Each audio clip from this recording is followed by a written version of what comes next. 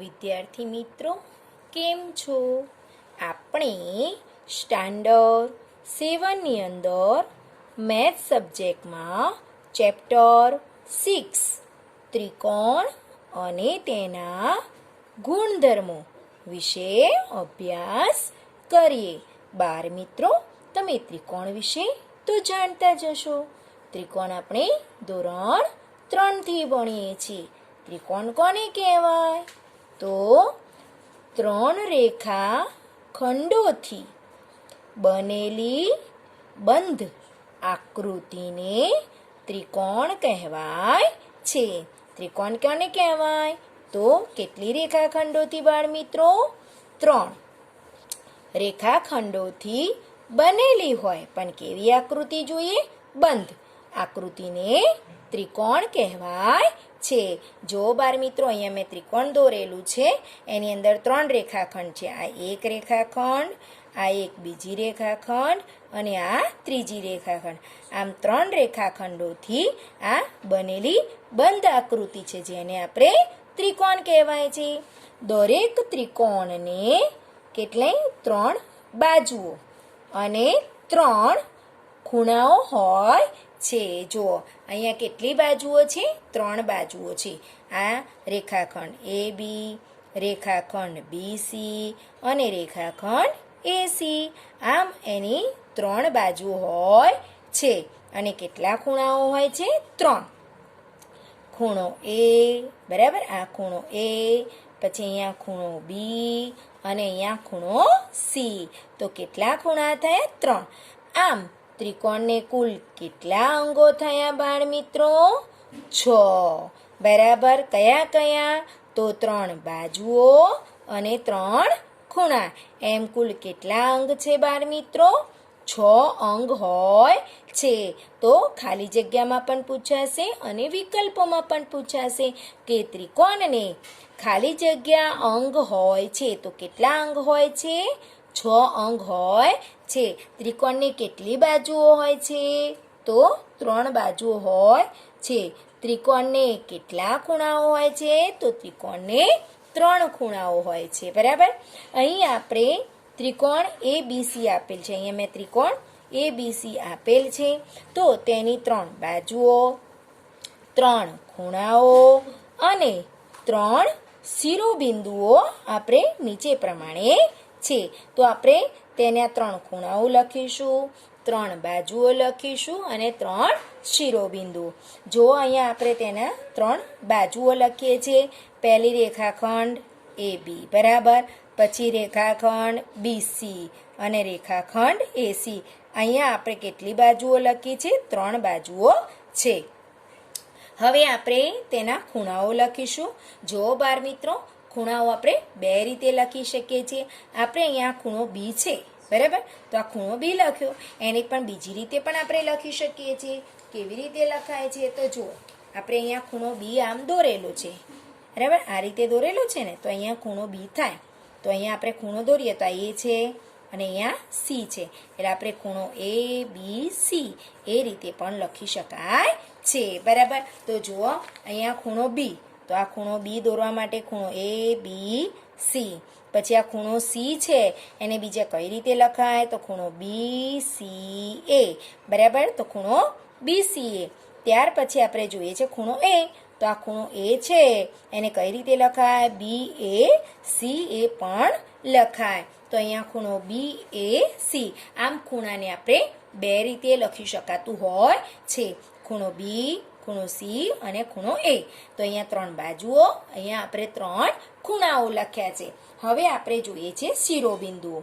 કેટલી હોય છે બાળ મિત્રો? શિરોબિંદુઓ 3 હોય છે. બરાબર. તો A, B અને C. એટલે કે આપણી આ એક બિંદુ શિરોબિંદુ, આ બીજો શિરોબિંદુ અને આ ત્રીજો શિરોબિંદુ. બરાબર. તો અહીંયા આપણે 3 શિરોબિંદુઓ, 3 ખૂણાઓ અને 3 બાજુઓ જોઈએ. હવે આપણે જોઈએ છે કે ત્રિકોણની અંદર બાજુઓના આધારે, કોના આધારે? બાજુઓના આધારે ત્રિકોણના પ્રકાર નીચે પ્રમાણે છે. તો બાજુઓના આધારે ત્રિકોણના કેટલા પ્રકાર પડે છે બાળ મિત્રો? તો 3 પ્રકાર પડે છે. કયા કયા? તો વિષમ બાજુ ત્રિકોણ, સમદ્વિબાજુ ત્રિકોણ અને સમબાજુ ત્રિકોણ.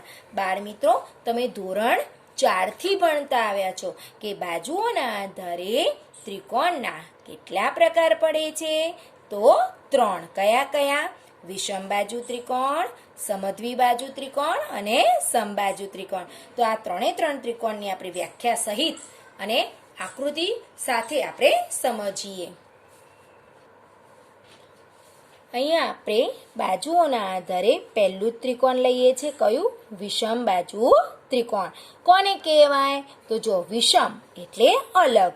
જો જે ત્રિકોણની ત્રણેય બાજુઓના માપ અલગ અલગ હોય તેને વિષમ બાજુ ત્રિકોણ કહે છે. વિષમ બાજુ ત્રિકોણ કોને કહેવાય?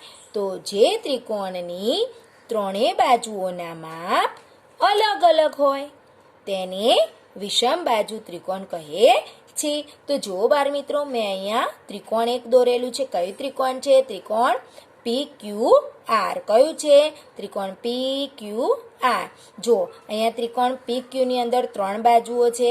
પહેલી એક બાજુ છે રેખાખંડ PQ, બીજી છે રેખાખંડ QR અને ત્રીજી બાજુ છે રેખાખંડ PR. તો અહીંયા ત્રણેય બાજુઓના માપ કેવા છે? અલગ અલગ. રેખાખંડ PQનું માપ છે 3.5 સેમી, અહીંયા QRનું માપ છે 4 સેમી અને રેખાખંડ PRનું માપ છે 4.5 સેમી. આમ જે ત્રિકોણની ત્રણેય બાજુઓના માપ અલગ હોય તેને આપણે વિષમ બાજુ ત્રિકોણ કહે છે. હવે આપણે જોઈએ છે સમદ્વિબાજુ ત્રિકોણ. દ્વિ એટલે 2 અને સમ એટલે સરખી. તો 2 બાજુઓ સરખી હોય.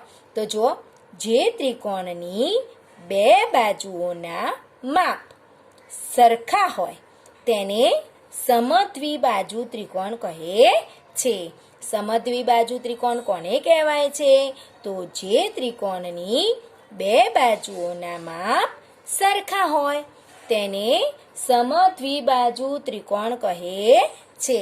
તો જુઓ બાળ મિત્રો, અહીંયા આપણે એક ત્રિકોણ દોરી છે. કયું ત્રિકોણ દોરેલું છે? ત્રિકોણ ABC. જુઓ અહીંયા ત્રિકોણ ABC દોરી છે. એની અંદર 3 બાજુઓ છે. કઈ કઈ છે? ચલો બાળ મિત્રો, તમને બાજુઓના નામ તો બોલતા આવડતા હશે. તમે 5મા ધોરણથી બાજુઓ, ખૂણાઓનું નામકરણ કરતા શીખી ગયા છો. તો જુઓ અહીંયા પહેલી એક બાજુ છે રેખાખંડ AB બરાબર 3 સેમી છે. રેખાખંડ BC બરાબર 4 સેમી છે અને રેખાખંડ AC બરાબર 3 સેમી છે. તો જુઓ અહીંયા 3 બાજુઓની અંદર આ જે રેખાખંડ AB અને રેખાખંડ AC એ બંનેના માપ કેવા છે? સરખા છે. તો આમ ત્રિકોણની 3 બાજુઓમાંથી કોઈ પણ 2 બાજુઓના માપ કેવા હોય?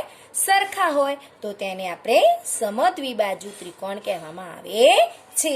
ત્યાર પછી આપણે ત્રીજો જોઈએ છે સમબાજુ ત્રિકોણ. તો બાજુઓના આધારે આપણે ત્રીજો પ્રકાર છે સમબાજુ ત્રિકોણ. સમ એટલે કે બધી જ સરખી હોય. બરાબર, બધી જ બાજુઓ સરખી હોય. તો જે ત્રિકોણની બધી બાજુઓના માપ સરખા હોય તેને સમબાજુ ત્રિકોણ કહે છે. સમબાજુ ત્રિકોણ કોને કહેવામાં આવે છે? તો જે ત્રિકોણની બધી જ બાજુઓના માપ સરખા હોય તેને સમબાજુ ત્રિકોણ કહે છે. જો અહીંયા મેં એક ત્રિકોણ દોર્યું છે. ત્રિકોણ DEF. કયું ત્રિકોણ દોરેલું છે? ત્રિકોણ DEF. એની અંદર જો રેખાખંડ DE બરાબર 4 સેમી, રેખાખંડ EF બરાબર 4 સેમી અને રેખાખંડ DF બરાબર 4 સેમી. આમ ત્રણેય બાજુઓના માપ સરખા છે એટલે એને આપણે સમબાજુ ત્રિકોણ કહે છે. સમબાજુ ત્રિકોણમાં જે ત્રણેય ખૂણા છે, અહીંયા ખૂણો બને છે ખૂણો E, ખૂણો F અને ખૂણો D. અહીંયા જે આપણે ત્રણેય ખૂણા બનતા હોય છે એ કેટલા અંશના હોય છે બાળ મિત્રો? 60. સરખા હોય. હવે ત્રિકોણના ત્રણેય ખૂણાઓનો માપનો સરવાળો 180 થાય. તો 180 ભાગ્યા 3 કરીએ એટલે કોઈ કેટલા આવી જાય? 60 3 180. એટલે દરેક ખૂણાનું માપ કેટલું હોય? 60 અંશ. કયાનું? સમબાજુ ત્રિકોણની અંદર ત્રણેય ખૂણાના માપ કેવા હોય છે? સરખા હોય છે, એટલે કે 60 અંશ માપ હોય છે. હવે આપણે ખૂણાના આધારે ત્રિકોણના પ્રકાર જોઈએ. ખૂણાના આધારે ત્રિકોણના કેટલા પ્રકાર પડે છે બાળ મિત્રો? 3 પ્રકાર પડે છે, જે આપણે નીચે પ્રમાણે જોઈએ છે. તો જુઓ, બાજુઓના આધારે પણ ત્રિકોણના 3 પ્રકાર અને ખૂણાના આધારે પણ ત્રિકોણના 3 પ્રકાર પડે છે. અહીંયા પહેલો જોઈએ છે લઘુકોણ ત્રિકોણ. જો બાળ મિત્રો, તમે 5મા ધોરણથી લઘુકોણ, ગુરુકોણ અને કાટકોણ આ ત્રણેય વિશે તમે માહિતી મેળવેલી છે, બરાબર? તો જો લઘુકોણ ત્રિકોણ કોને કહેવાય? તો જો ત્રિકોણમાં દરેક ખૂણાનું માપ કેવું 90 અંશ કરતાં નાનું હોય. કયા? જે પણ ત્રિકોણ આપ્યું હોય પણ એમાં દરેક એટલે કે ત્રણેય ખૂણાઓનું માપ 90 અંશ કરતાં નાનું હોય તે ત્રિકોણને લઘુકોણ ત્રિકોણ કહે છે. લઘુકોણ ત્રિકોણ કોને કહેવામાં આવે? તો જે ત્રિકોણની અંદર દરેક ખૂણાનું માપ 90 અંશ કરતાં કેવું હોવું જોઈએ? નાનું. તો તે ત્રિકોણને આપણે લઘુકોણ ત્રિકોણ કહે છે. જુઓ બાળ મિત્રો, અહીંયા આપણે જોઈએ છીએ કે અહીંયા તમને ત્રિકોણ આપ્યું છે. કયું કયું? તો ત્રિકોણ ABC. એની અંદર 3 ખૂણા પડે છે. તો ખૂણો B, ખૂણો C અને ખૂણો A. તો જુઓ, અહીંયા આ ખૂણાનું માપ પણ કેવું છે? 90 કરતાં નાનું. ખૂણા Cનું માપ પણ 90 કરતાં નાનું અને ખૂણા Aનું માપ પણ કેવું છે? 90 અંશ કરતાં નાનું છે. એટલે એને લઘુકોણ ત્રિકોણ કહેવાય. એટલે લઘુકોણ ત્રિકોણ કોને કહેવાય? તો બધા જ ત્રિકોણના જેટલા ખૂણા પડે એટલે કે ત્રણેય ખૂણાઓનું માપ 90 કરતાં નાનું હોય તો જ આપણે એને લઘુકોણ ત્રિકોણ કહીએ છીએ. ત્યાર પછી આપણે જોઈએ છીએ ગુરુકોણ ત્રિકોણ. તો ગુરુકોણ ત્રિકોણ કોને કહેવાય? તો જે ત્રિકોણમાં જો ત્રિકોણમાં કોઈ એક જ ખૂણો 90 અંશ કરતાં મોટો હોય, બરાબર? એક જ હોવો જોઈએ, ભલે બીજા બધા નાના હોય, પણ જો એક ખૂણો 90 અંશ કરતાં મોટો હોય તો તેને ગુરુકોણ ત્રિકોણ કહે છે. ગુરુકોણ ત્રિકોણ કોને કહેવાય? તો જો ત્રિકોણમાં કોઈ એક જ ખૂણો, બરાબર? આ લઘુકોણની અંદર બધા જ ખૂણા 90 કરતાં નાના હોય, ગુરુકોણની અંદર બધા જ ખૂણા મોટા નહીં, પણ કોઈ એક જ ખૂણો 90 અંશ કરતાં મોટો હોય તો તેને ગુરુકોણ ત્રિકોણ કહે છે. જુઓ, અહીંયા આપણે આપેલું છે ત્રિકોણ. કયું આપ્યું છે? ત્રિકોણ PQR. એની અંદર જો R ખૂણો છે એ પણ લઘુકોણ છે, P છે એ પણ લઘુકોણ, પણ આ Q છે એ 90 અંશ કરતાં કેવો છે? મોટો. એટલે કે જો એક જ ખૂણો, બરાબર, કેવો 90 અંશ કરતાં મોટો હોય એને ગુરુકોણ ત્રિકોણ કહેવાય. તો આની અંદર કયો ખૂણો છે એ ગુરુકોણ ત્રિકોણ છે? તો ખૂણો Q.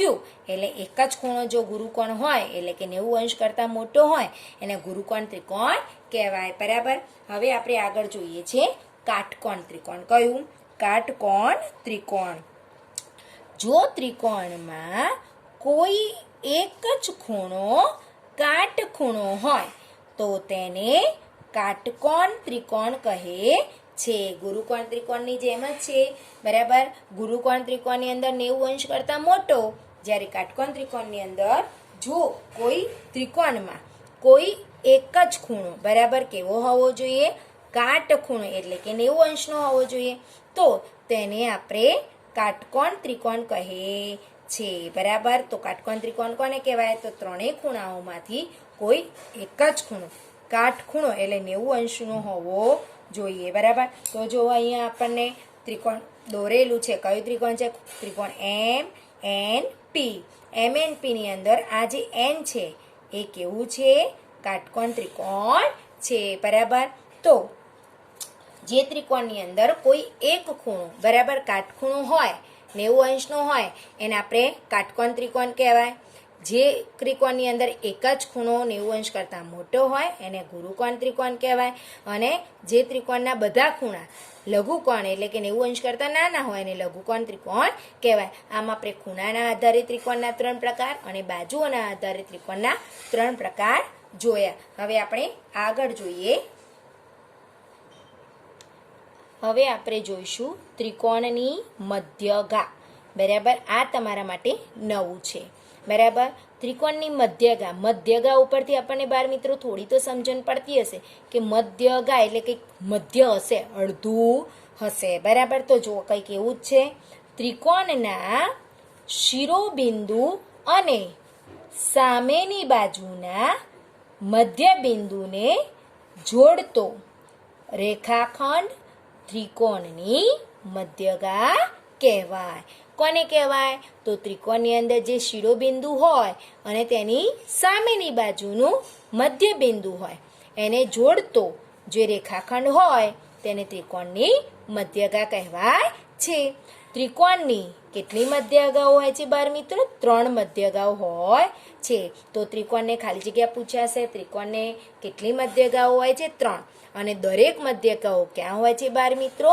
ત્રિકોણની અંદરના ભાગમાં જ સમાયેલી હોય છે. બરાબર, તો ત્રિકોણની અંદર મધ્યગાઓ ક્યાં હોય છે? તો ત્રિકોણની અંદરના ભાગમાં જ સમાયેલી હોય છે.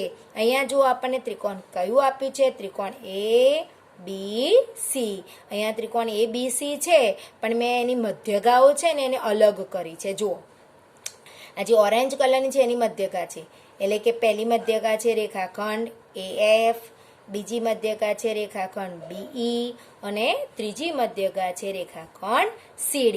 આમ ત્રિકોણની 3 મધ્યગાઓ છે. કેવી રીતે બાળ મિત્રો હોય? તો જુઓ, આપણે આ ત્રિકોણ દોરીએ છીએ. બરાબર, આ મેં ત્રિકોણ દોર્યું.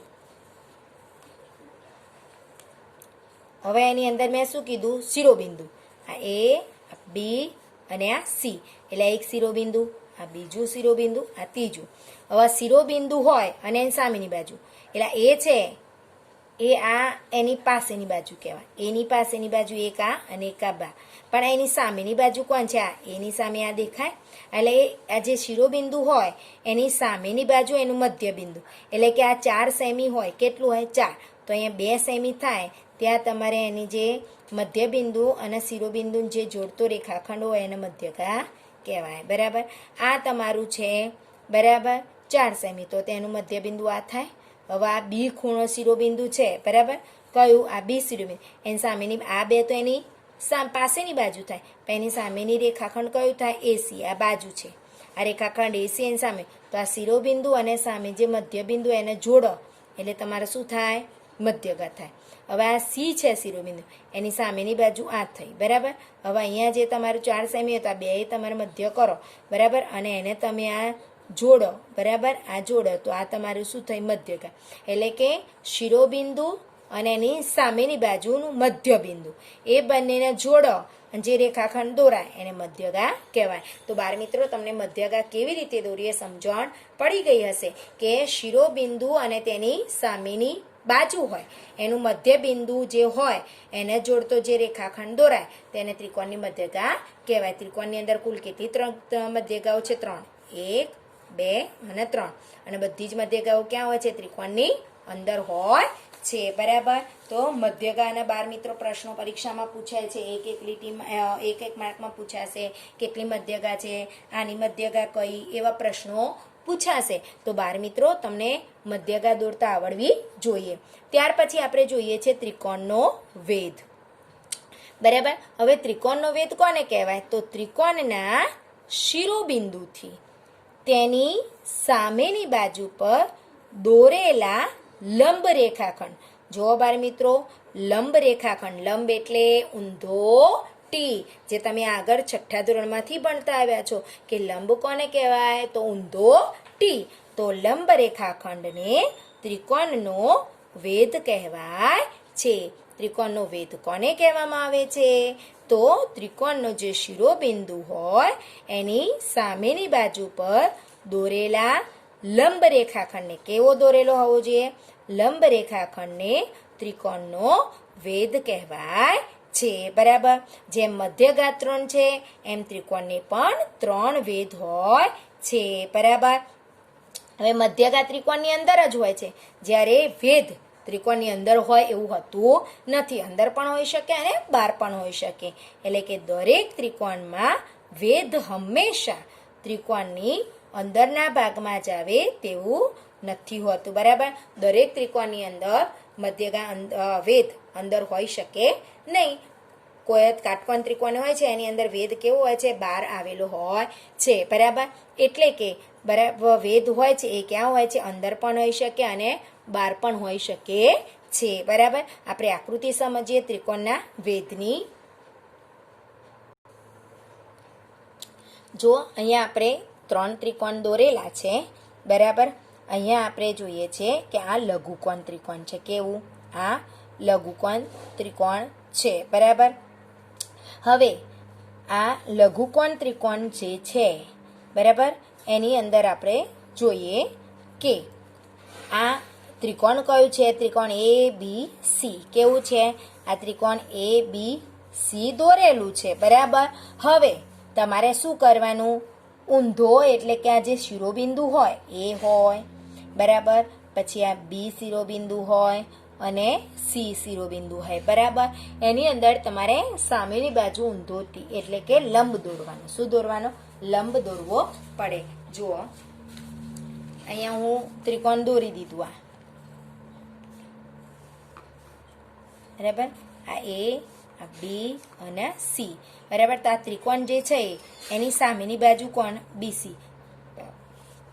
હવે ઊંધો ટી દોરવાનો ને એટલે કેવું દોરવાનું હોય? તમારે સીધો જ લંબ દોરવો પડે. શું દોરવો પડે? લંબ દોરવો પડે. કેવી રીતે?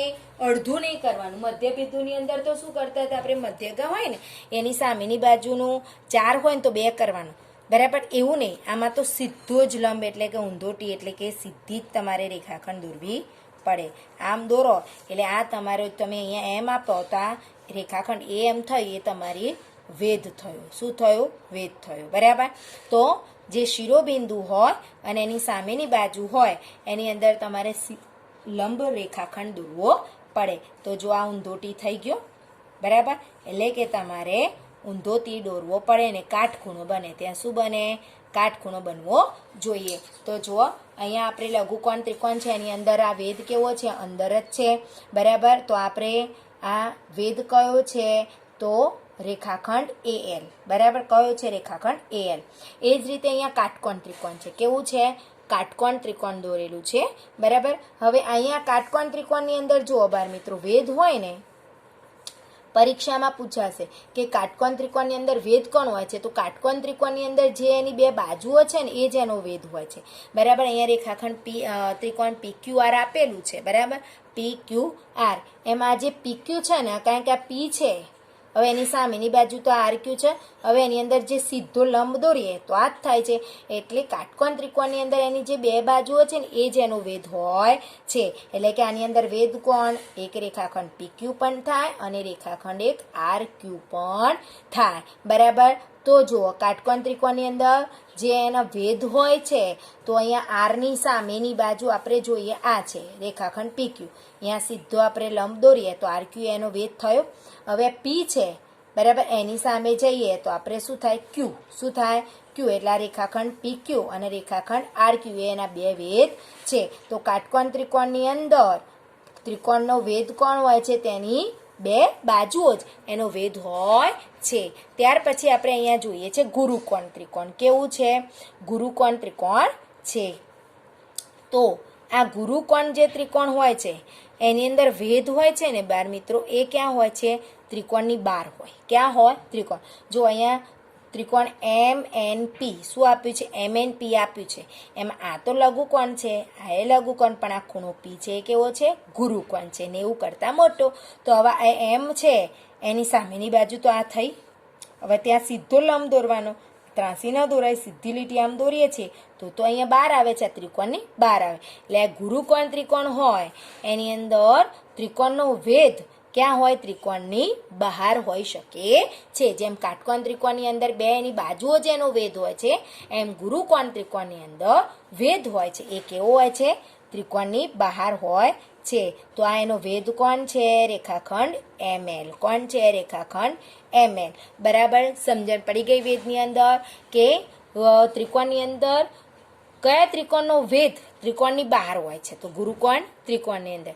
કયા ત્રિકોણની અંદર જ તેનો વેધ તેની બાજુઓ જ હોય છે? તો કાટકોણ ત્રિકોણની અંદર. બરાબર, હવે આપણે જોઈએ કે ત્રિકોણની કોઈ પણ બાજુને લંબાવતા, એટલે બાજુ આગળ દોરો, 3 બાજુઓ છે એને આગળ લંબાવો ત્યારે ત્રિકોણનો બહિષ્કોણનો બને છે. બરાબર, શું બને છે? તો આપણને ત્રિકોણની કોઈ પણ બાજુને લંબાવતા આપણે શું બને છે? ત્રિકોણનો બહિષ્કોણ મળે છે. શું બને છે? ત્રિકોણનો બહિષ્કોણ. બહિષ્કોણ એટલે બહારનો ખૂણો. બહિષ્કોણ એટલે શું થાય બાળ મિત્રો? બહારનો ખૂણો થાય. ત્રિકોણના દરેક શિરોબિંદુ આગળ 2 બહિષ્કોણ બને છે. કેટલા બહિષ્કોણ બને છે બાળ મિત્રો? 2. આમ ત્રિકોણને કુલ 6 બહિષ્કોણ હોય છે. તો ત્રિકોણની અંદર કેટલા બહિષ્કોણ બને છે બાળ મિત્રો? 6. કેટલા? 6. અને બહિષ્કોણ ક્યાં બને? તો દરેક શિરોબિંદુ. તો અહીંયા A છે, આ B છે અને આ C છે. આ 3 શિરોબિંદુ છે ત્રિકોણ A B C. હવે આ શિરોબિંદુ છે એની આગળ જે બનતા ખૂણા જે છે બાજુ એના આગળ લંબાઈ, આ એક આ બાજુ આગળ દોરી એટલે આ રેખાખંડ AB છે એ બંને બાજુ આગળ લંબાઈ. બરાબર, હવે રેખાખંડ BC છે એને પણ મેં આગળ અહીંયા બંને બાજુ લંબાવી અને અહીંયા રેખાખંડ AC છે એને પણ અહીંયા બંને બાજુ આગળ લંબાવી. બરાબર, તો જે બહારની બાજુ ખૂણા બનતા લંબાયું. બરાબર, એટલે અહીંયા ખૂણો બની ગયો. હવે આ રેખાખંડ AC લંબાયો તો અહીંયા એક ખૂણો બને એટલે 2 થયા. હવે આ રેખાખંડ BC મેં લંબાઈ એટલે કયો ખૂણો બન્યો? આ બાજુનો બન્યો. હવે રેખાખંડ આ AB લંબાઈ એટલે આ ખૂણો બન્યો. બરાબર, હવે રેખાખંડ BC લંબાવ્યું તો આ બાજુ C આગળ આ ખૂણો બન્યો અને રેખાખંડ AC લંબાવતા આ બન્યો. બરાબર, એટલે આમ 1 2 3 4 6 એટલે કુલ કેટલા બહિષ્કોણના ખૂણા બને? 6. બરાબર, કેવી રીતે બને? તો ત્રિકોણની બાજુઓને આપણે લંબાવીએ ત્યારે આપણને શું બને છે? બહિષ્કોણ મળે. બહિષ્કોણ એટલે બહારનો ખૂણો. આ જે છે એ અંદરના ખૂણા હોય, પણ આ 1 આ 2 આ 3 આ 4 આ 5 અને 6 એ કેવા ખૂણા છે? બહારના ખૂણા છે. ત્યાર પછી આપણે જોઈએ છે કે ત્રિકોણની અંદર બહિષ્કોણનું માપ હોય છે એ તેના 2 અંતઃસમ્મુખ કોણો. અંતઃસમ્મુખ કોણ એટલે જુઓ કે આ ખૂણો છે તો આ નહીં લેવાનું, પણ એની સામેના જે 2 ખૂણા હોય ને અંદરના એના અંતઃસમ્મુખ કોણ. એના માપના સરવાળા જેટલું હોય છે. કેટલું હોય છે? તો આ બહિષ્કોણનું માપ હોય તો એના અંદરના અંતઃસમ્મુખ કોણ એટલે કે આ ના આવે, એની અંદરનો જ ખૂણો ના આવે, પણ એની સામેના જે અંદરના 2 ખૂણા હોય એના માપ જેટલું જ હોય છે. તો ત્રિકોણના બહિષ્કોણનું માપ તેના 2 અંતઃસમ્મુખ કોણ. અંતઃ એટલે અંદરના અને સમ્મુખ કોણ એટલે એની સામે જે બનતા હોય બીજા 2 ખૂણા એના માપના સરવાળા જેટલો જ હોય છે. બરાબર, તો ત્રિકોણનું બહિષ્કોણનું માપ કેવું હોય છે? તો તેના અંતઃસમ્મુખ કોણના 2 ખૂણાના માપના સરવાળા જેટલું હોય છે. બરાબર, હવે આપણે આગળ જોઈએ. આ બધા દાખલા બાળ મિત્રો આપણે આગળ જોઈશું. બાળ મિત્રો તમે એ તો સમજેલા જશો કે બેન ત્રિકોણ ત્રિકોણ ત્રિકોણ. તો ત્રિકોણની અંદર ત્રણેય જે ખૂણાઓ આપેલા છે એમના માપનો સરવાળો કેટલો હોય છે બાળ મિત્રો? 180. ત્રિકોણના ત્રણેય ખૂણાઓના માપનો સરવાળો કેટલો હોય છે બાળ મિત્રો? 180 અંશ હોય છે. બરાબર, ત્રિકોણની અંદર કોઈ પણ 2 બાજુઓના જે માપ હોય એનો સરવાળો છે ને ત્રીજી બાજુના માપ કરતાં વધારે હોય છે. તો તમે 6થા ધોરણમાં ભણીને આવે છે કે ત્રિકોણ હોય એની અંદર જે 2 બાજુઓના માપનો સરવાળો હંમેશા કેવો હોય? ત્રીજી બાજુના માપ કરતાં વધારે જ હોય તો જ ત્રિકોણ રચી શકાય, તો જ એને ત્રિકોણ કહેવાય. કોને? તો ત્રિકોણની અંદર જે 2 બાજુઓના માપ હોય, અહીંયા ઉદાહરણ તરીકે આપણે જોઈએ છીએ, અહીંયા આ ત્રિકોણ દોરીએ છીએ. બરાબર, હવે અહીંયા 3 સેમી છે, અહીંયા 4 સેમી છે અને અહીંયા 5 સેમી છે. તો જુઓ આ A આ B અને C. તો આ બંનેના માપનો સરવાળો એટલે AB અને BC એ બંનેને 3 ને 4 7. તો આ બંનેના માપનો સરવાળો ત્રીજી બાજુના માપ કરતાં કેવો હોવો જોઈએ?